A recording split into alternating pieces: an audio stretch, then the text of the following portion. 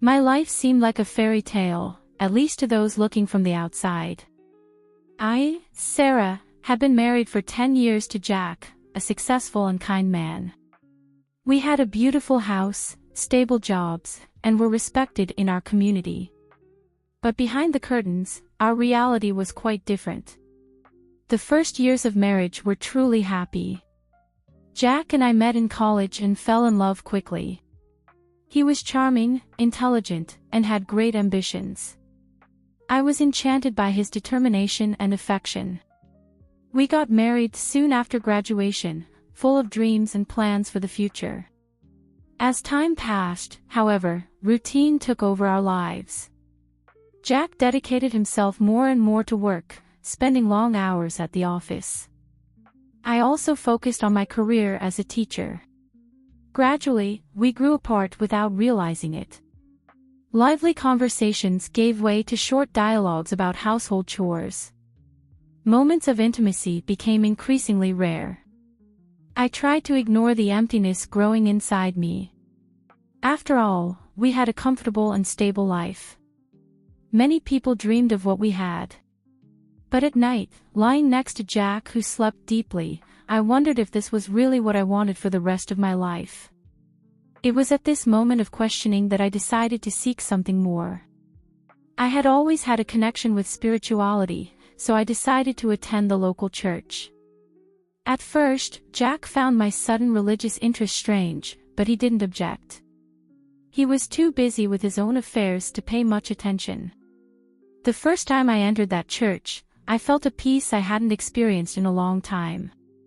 The welcoming environment, the gentle smiles of the faithful, everything seemed to invite me to stay. And it was there that I met him, Pastor Michael. Michael was different from any religious leader I had ever seen. Young, charismatic, and with an intense gleam in his eyes. His preaching was passionate and touching. He spoke about love, forgiveness, and renewal in a way that seemed especially directed at me. After the service, Michael came to greet me personally. His smile was warm and his voice, comforting. We talked briefly and he invited me to participate in church activities. I left there with a feeling of lightness I hadn't felt in years. I began to attend church regularly. I participated in services, Bible study groups, and even volunteered for some social projects. Jack showed no interest in accompanying me, so I went alone. Each day, I felt I was rediscovering a part of myself that had long been dormant. Michael and I developed a quick and intense friendship. He was an excellent listener and always had words of wisdom to offer. I began to seek him out to talk about my personal problems, including my marriage. Michael counseled me with patience and empathy, always encouraging me to seek dialogue with Jack. But the closer I got to Michael, the more distant I felt from my husband. Conversations with the pastor were deep and stimulating, while at home silence prevailed. Michael made me feel alive, understood, valued. Feelings I hadn't experienced in a long time in my marriage. It was on a rainy afternoon that everything changed. I was at the church helping to organize a food collection campaign. Michael and I were the only ones there. As we sorted the donations, our hands accidentally touched. I felt an electric current run through my body. Our gazes met and, for a moment, time seemed to stop. Michael approached slowly, his eyes fixed on mine. I knew I should step away, that it was wrong. But my body wouldn't obey. When his lips touched mine, it was as if a dam had broken. All the passion and desire repressed for years exploded in that kiss. We separated, breathless, frightened by the intensity of what had just happened. Michael apologized immediately, saying that it couldn't happen again. I agreed, but deep in my heart, I knew it was too late. The seed of temptation had already been planted. In the following weeks, we tried to keep our distance from each other. I forced myself to dedicate more to my marriage, trying to rekindle the flame with Jack. But it was useless. My thoughts always returned to Michael, to that kiss, to what could have been. It was Michael who took the next step. He called me late at night, asking to meet. He said he couldn't stop thinking about me, that he was fighting against his feelings, but that it was impossible to deny them. I should have refused, should have hung up the phone. But I didn't. We met in a deserted park. Words were unnecessary. Our bodies attracted each other like magnets. That night marked the beginning of our affair. A forbidden relationship, full of passion, guilt, and secrets. My encounters with Michael became frequent. We would see each other in discreet hotels, secluded parks, anywhere we could be alone. Every moment together was electrifying. Michael made me feel desired, loved, alive. But guilt always came afterward, eating away at my soul. At home, I became an actress. I pretended everything was fine, that my delays and absences were because of volunteer work at the church. Jack, immersed in his own world, didn't seem to notice anything different. Or maybe he didn't want to notice. My life was divided in two. On one side, the dedicated wife and respectable member of the community. On the other, the passionate lover living a torrid romance with the pastor. I knew I couldn't keep up this farce forever, but I didn't have the courage to face the truth. Things began to change when Jack suddenly showed interest in accompanying me to church. At first, I panicked. I feared he would notice something between Michael and me. But the pastor was an excellent actor. He treated Jack with respect and cordiality, without showing any sign of our secret relationship. Seeing Michael and Jack interacting was surreal. My husband even began to admire the pastor, commenting on how he was an upright and inspiring man. Each word of praise was like a knife in my chest. The guilt, which I had managed to repress for so long, came back with full force. I began to question what I was doing. I was betraying not only my husband but also my faith, my principles, everything I believed in. Michael also seemed tormented. Our discussions became more frequent. He talked about giving up everything, about us leaving together. I hesitated, torn between forbidden love and the security of my established life. The breaking point came during a spiritual retreat of the church. Jack decided to participate, to my surprise. For 3 days, we were all together, me, Jack, Michael, and dozens of other members of the congregation. The tension was palpable, at least for me and Michael. It was on the night of the second day that everything fell apart. Jack surprised me in an intimate conversation with Michael. We weren't doing anything explicitly compromising, but the proximity, the looks, the body language, everything betrayed our intimacy. Jack exploded. Years of frustration and repressed suspicions came to the surface. He accused us in front of everyone, exposing our affair to the entire church. The shock and disappointment on the faces of the people around us were devastating. Michael tried to calm the situation, but it was too late. The scandal spread like wildfire. Within days, the whole town knew. Jack immediately asked for a divorce. Michael was removed from his duties at the church and transferred to another parish in a distant state. And I lost everything. My marriage, my reputation, my community. The months that followed were the hardest of my life. I found myself alone, judged, and abandoned by everyone. I tried to contact Michael, but he didn't respond. Apparently, he had decided to save what was left of his career, even if it meant leaving me behind. I sank into a deep depression. I lost my job, isolated myself from the world. I spent my days going over my mistakes, wondering how I had reached that point. How could I, who had always considered myself an ethical and faithful person, cause so much pain and destruction? It was in my darkest moment that I found an unexpected light. An old work colleague invited me to visit a support center for women in vulnerable situations. Initially, I refused. I didn't feel worthy of helping anyone. But she insisted, saying that maybe helping other people could help me too. Reluctantly, I agreed to visit the center. And it was there that my journey of redemption began. I met women who had been through even more difficult situations than mine. Victims of violence, single mothers struggling to survive, women battling addictions.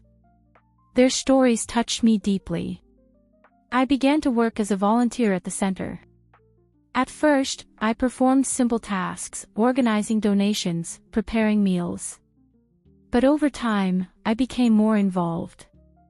I started participating in support groups, sharing my own story. To my surprise, instead of judgment, I found understanding and empathy.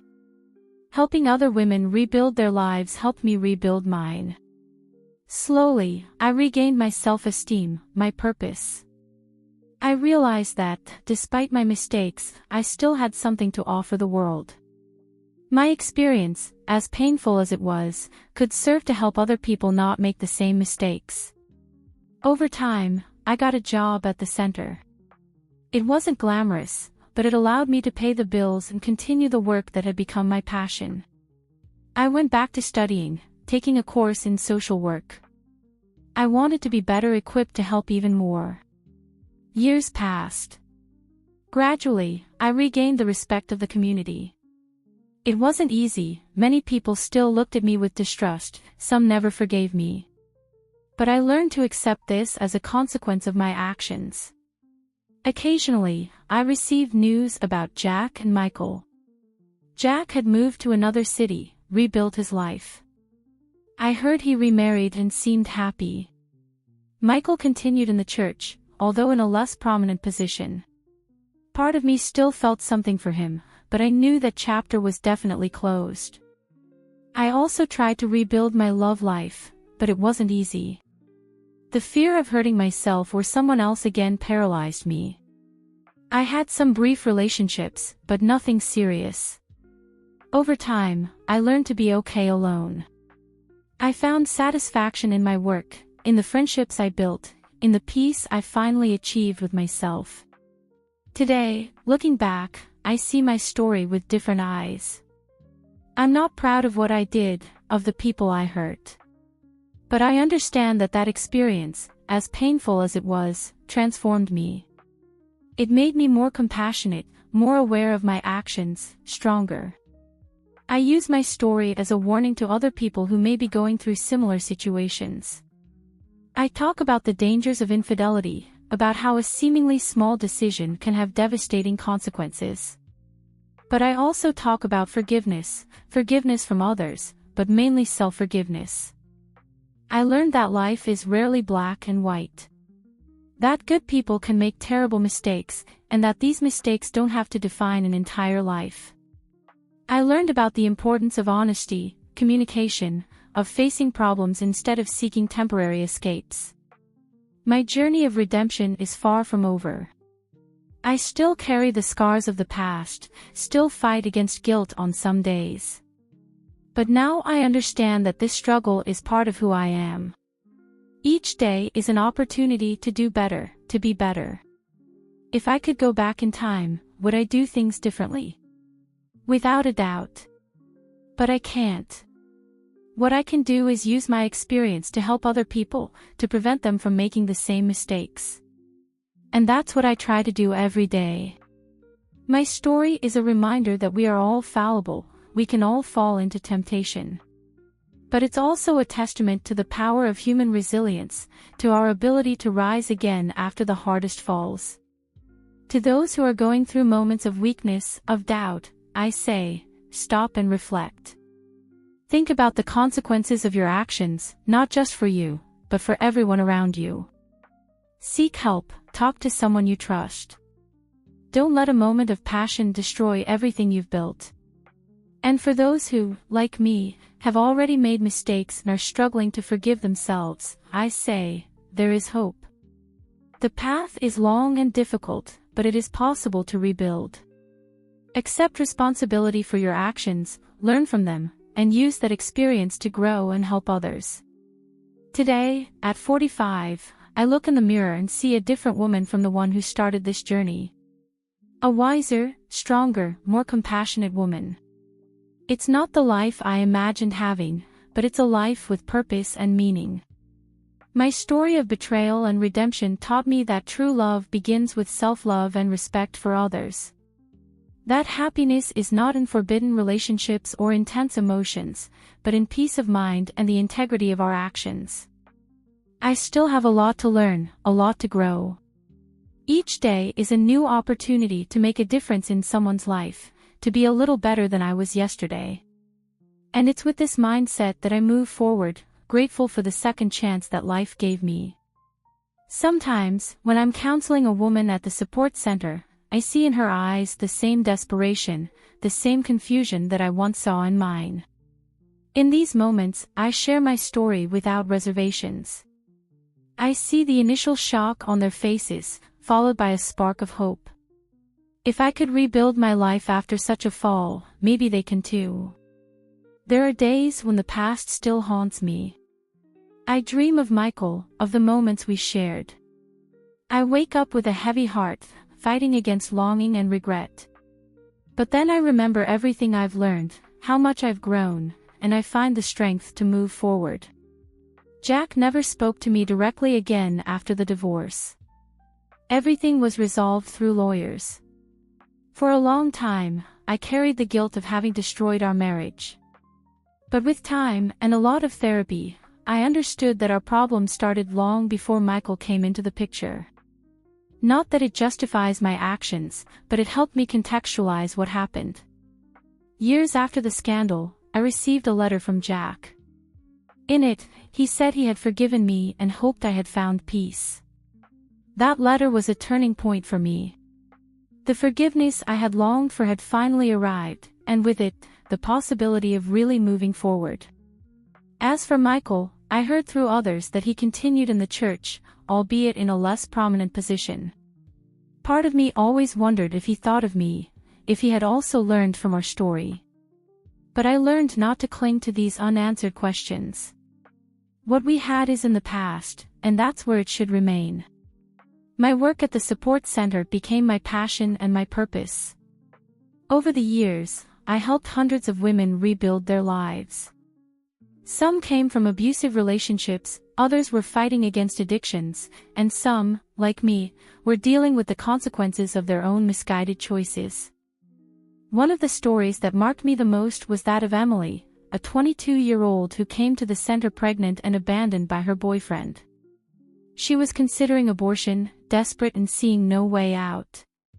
I spent nights talking to her, sharing my experience, showing her that there was hope. Emily decided to have the baby and, with our support, managed to finish her studies and find a job.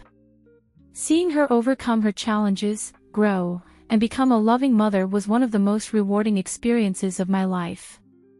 She taught me that, no matter how difficult the situation, there's always a chance to start over. Over time, I began giving lectures in schools and companies about ethics, fidelity, and the importance of communication in relationships. At first, it was challenging. Exposing my story to strangers made me vulnerable. But I realized that my experience could serve as a warning, possibly preventing others from making the same mistakes. At one of these lectures, I met Tom, a psychologist who worked with couples in crisis. We developed a friendship based on mutual respect and admiration for each other's work. Over time, this friendship evolved into something more. Initially, I resisted. The fear of getting involved, of hurting someone again, was paralyzing. But Tom was patient and understanding. He showed me that it was possible to love in a healthy way, based on trust and honesty. Our relationship developed slowly, with many frank conversations about expectations, fears, and boundaries. It was a healing process for me, learning to trust again, not just in another person, but in myself. We got married in an intimate ceremony, surrounded only by close friends and family.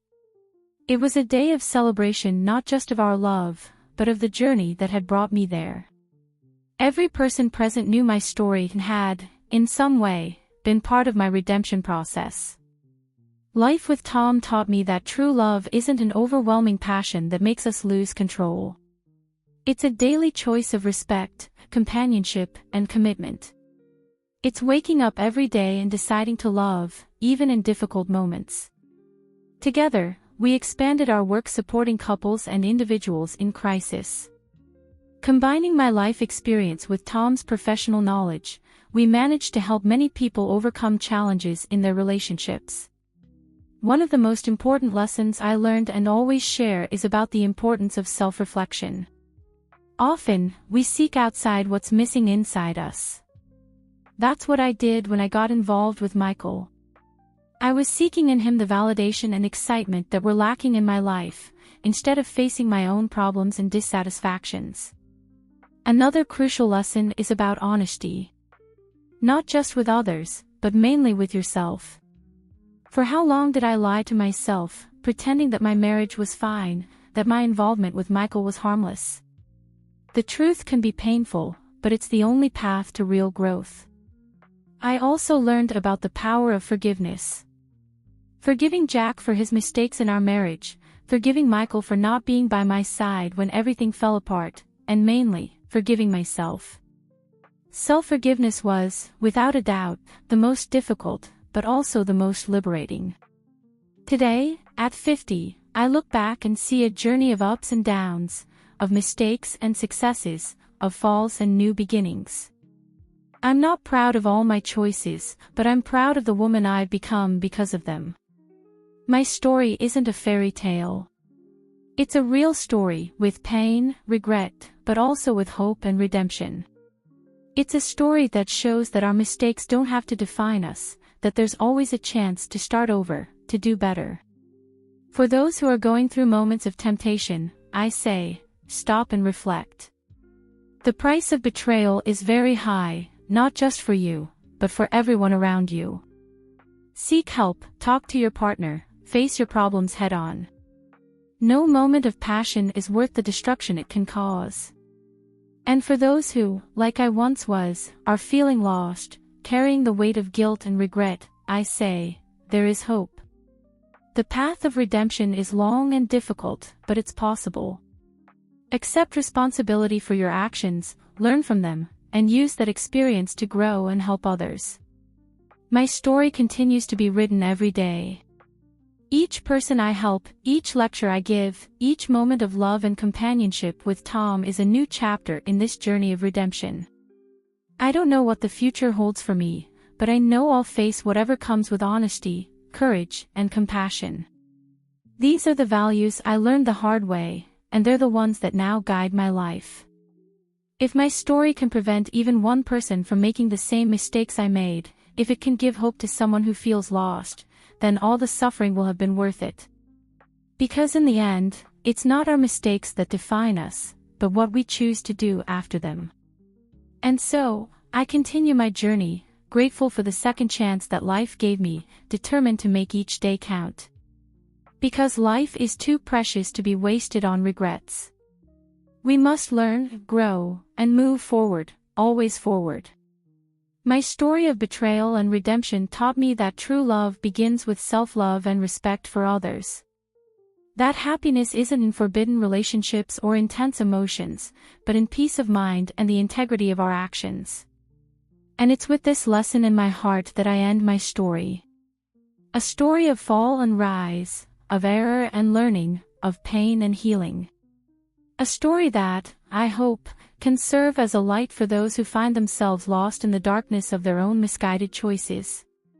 Always remember, no matter how deep the fall, there's always a way back. And sometimes, it's through our greatest failures that we find our true strength and purpose. One of the most unexpected outcomes of my journey was the impact it had on my relationship with my family. When the scandal broke, my parents were devastated. They had always been proud of my seemingly perfect life, and the revelation of my affair shattered their image of me. For months, they barely spoke to me, unable to reconcile the daughter they thought they knew with the woman who had made such a terrible mistake. It took years to rebuild our relationship. Gradually, as they saw me working to make amends and help others, they began to soften. Our conversations, once stilted and formal, became more open and honest. I shared with them the struggles I had hidden for so long, the loneliness and dissatisfaction that had led me astray. They, in turn, opened up about their own marital challenges and the pressure they had felt to maintain a facade of perfection. This newfound honesty transformed our family dynamic. We learned to support each other through difficulties rather than hiding them. My experience became a catalyst for change, encouraging a culture of openness and forgiveness within our family. My sister, Lisa, was particularly affected by my story. She confided in me that she had been considering an affair of her own, feeling trapped in a loveless marriage. My cautionary tale gave her the courage to seek marriage counseling instead. Today, she and her husband have a stronger relationship than ever, and she often tells me that my mistake saved her marriage. As for my professional life, the journey from disgraced teacher to respected counselor was far from smooth. After losing my teaching job, I struggled to find employment. The scandal had made me a pariah in our small town, and no school would touch me. I took whatever work I could find, waiting tables, cleaning houses, anything to make ends meet. It was during this time that I truly understood the importance of humility. I went from being a respected member of the community to someone people whispered about in grocery stores. This experience taught me never to judge others based on their current circumstances. We never know the full story of someone's life or the battles they're fighting. My work at the Women's Support Center started as volunteer work. It was the only place willing to give me a chance. I started with the most menial tasks, grateful for any opportunity to be useful. Slowly, as the other volunteers got to know me and heard my story, they began to see my potential to help others. The director of the center, a wise woman named Helen, took me under her wing. She saw in my story not just a cautionary tale, but a powerful tool for healing. Your greatest mistake, she told me, can become your greatest gift to others, if you're brave enough to share it. Under Helen's guidance, I began to speak to small groups of women at the center. At first, it was terrifying. I felt like a fraud. Who was I to give advice when I had messed up so badly? But as I shared my story, I saw recognition in the eyes of the women listening. They saw in me not a perfect person preaching from on high, but a fellow traveler who had walked through fire and come out the other side. As word spread about the impact of my talks, I was invited to speak at other centers, then at schools and community groups. Each time I spoke, it got a little easier. I learned to own my story, to use it as a tool for healing rather than a source of shame. It was at one of these talks that I met Tom. He was a therapist who had come to hear me speak, interested in incorporating personal stories into his own work with couples. After my talk, he approached me with thoughtful questions about how I had rebuilt my life. Our professional relationship slowly blossomed into friendship, and then into love. With Tom, I found a partnership based on mutual respect, open communication, and shared values. Our journey together has been one of continuous growth and learning. Today, Tom and I run a counseling center together, specializing in helping couples navigate infidelity and rebuild trust. We've seen countless relationships heal, and some end, but always with a focus on honesty and personal growth. One of the most rewarding aspects of our work has been the couples retreats we organize. These weekend-long events provide a safe space for couples to confront their issues, learn new communication skills, and rediscover their connection. Watching couples who arrive angry and distant leave with renewed hope and affection never fails to move me. Of course, not every story has a happy ending. We've worked with couples where infidelity was a symptom of deeper, irreconcilable issues. In these cases, we help them navigate the process of separation with as much grace and mutual respect as possible. I've learned that sometimes, the bravest thing we can do is to let go of a relationship that no longer serves us. Our work has also expanded to include preventative education. We regularly speak at high schools and colleges about healthy relationships, communication, and the importance of self-respect. It's my hope that by reaching young people early, we can help them avoid some of the pitfalls that ensnared me. As I've grown older, I've come to appreciate the wisdom that comes with age and experience. The passion and intensity of youth have their place, but there's a deep satisfaction in the steady, committed love that Tom and I share. We've weathered our share of storms, but our foundation is strong. I often think about Jack and Michael, wondering where life has taken them. I heard that Jack remarried and has children now. I hope he's found happiness. As for Michael, the last I heard, he had left the ministry and was working as a counselor himself. Part of me hopes that, like me, he found a way to use his experience to help others. Recently, I was invited back to speak at my old church. Standing at that pulpit, looking out at faces both familiar and new, was a surreal experience. I spoke about forgiveness, not just of others, but of ourselves. The warmth and acceptance I felt from the congregation was healing in a way I hadn't expected. As I near my 60th birthday, I find myself reflecting on the arc of my life. The young woman who stood in that church 2 decades ago, torn between duty and desire, seems like a different person. And yet, she's an integral part of who I am today. I've learned that life isn't about avoiding mistakes, it's about how we handle them when they inevitably occur. It's about having the courage to face our failures, to learn from them, and to use them as stepping stones to become better versions of ourselves. My journey has taught me the true meaning of integrity, not as a state of perfection, but as a commitment to honesty and growth. It's about aligning our actions with our values, and having the courage to admit when we fall short. To those reading my story, I want to say this: no matter where you are in your journey, no matter what mistakes you've made, there is always hope. The road to redemption isn't easy, but it's a journey worth taking. It leads not just to forgiveness, but to a deeper understanding of yourself and others. Remember, we are all flawed, beautiful, complex human beings. Our mistakes don't define us, it's what we do after them that truly matters. Be kind to yourself, be honest with others, and never stop striving to be the best version of yourself. As I look to the future, I'm filled with gratitude and hope. Gratitude for the second chance I was given, for the love and support of Tom and my family, and for the opportunity to make a difference in others' lives. And hope for all those who are struggling, who feel lost or ashamed. There is light ahead, even in the darkest times. My story isn't over yet. None of ours are, as long as we're still breathing. Each day is a new page, a new opportunity to write a better story. So let's write one of redemption, of love, of hope. Let's write a story we can be proud of.